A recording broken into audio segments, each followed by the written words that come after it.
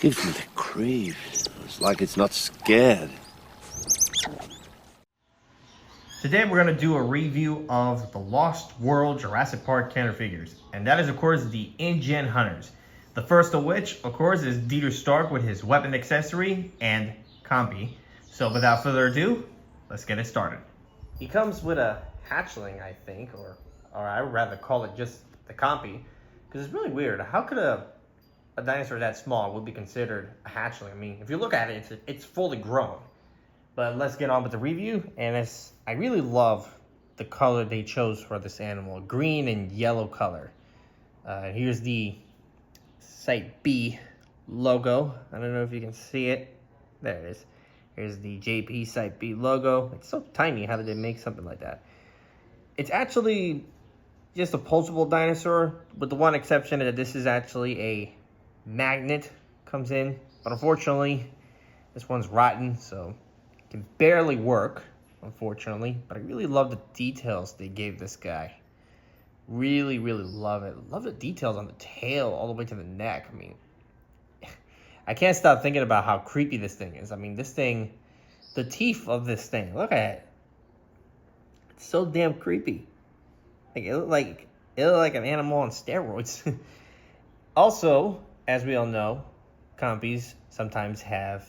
Actually, no. I think the Compies, both Proconsagophus and the Consagophus, have 2 fingers instead of 3. I'm actually kind of surprising. I almost thought it was a T-Rex, but no, it's a Compy. But yeah, the Compy is kind of cool. I kind of think this is my favorite hatchling of all the other hatchlings that I got. But it's still a fully grown Proconsagophus triassicus.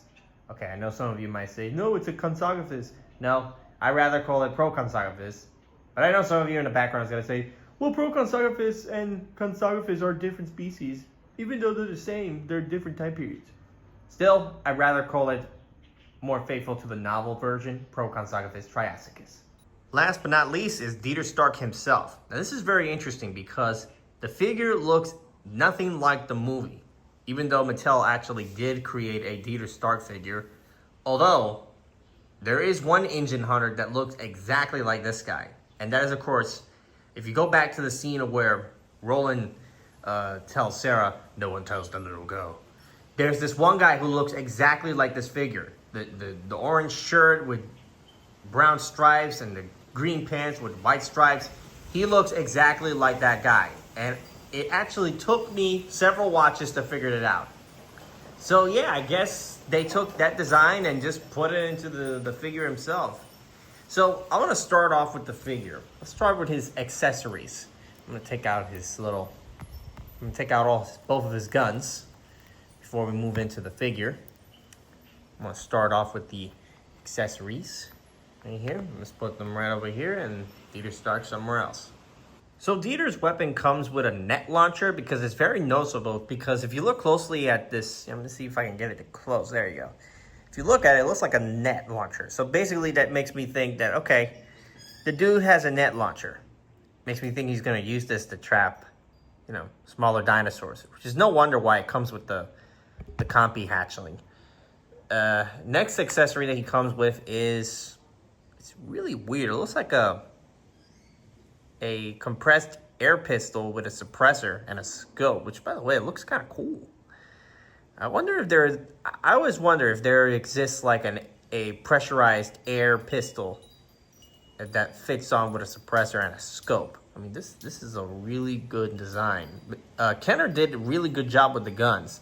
Not gonna lie, it looked kind of cool in the way that it's designed. I mean, this thing doesn't have like action feature or anything. It's just like plain old guns as usual. The suppressor doesn't come out, nor the scope. So yeah, I think the accessory of Dino Stark looks pretty cool.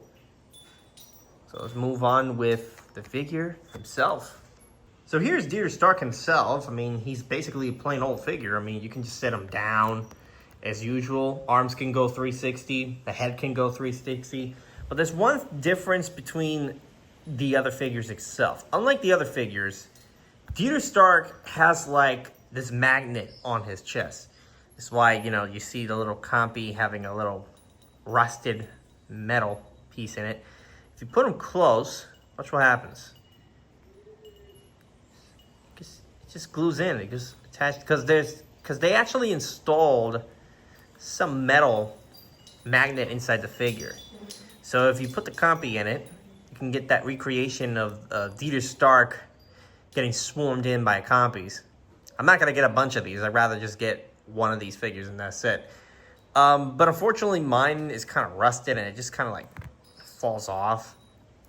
If I move them over to this side, it sort of anchors pretty well. Let's see if it stays there. Nah, mine is kind of busted. I don't know what this movement is for. It's basically sort of like, it's basically just kind of like an action feature where you can just move the head around and just shrug off the Compy.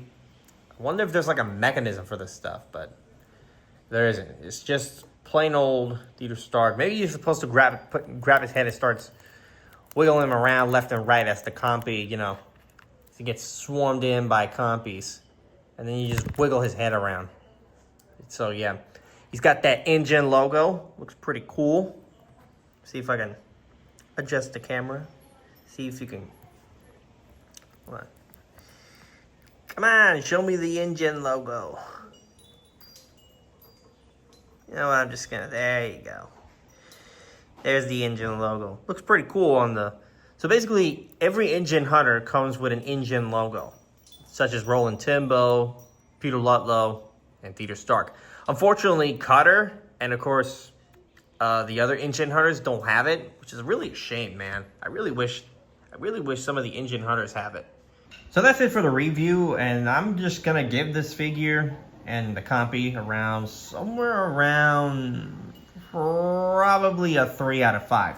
It's good, but not without its flaws. I mean, don't get me wrong. The weapon accessory and the figure and the hatchling is great, but the magnet feature wasn't really that good. I mean, mine is kind of rusted, but it's not gonna, doesn't stay long enough on the figure. So yeah, but overall, it's a good figure. It's worth getting it. So yeah. So post your comments down below what you guys think about it. If you enjoyed my review, hit the like button, subscribe, and share. And don't forget to turn on those notifications if you want to see more of this stuff. So yeah, that's it. And see you guys later.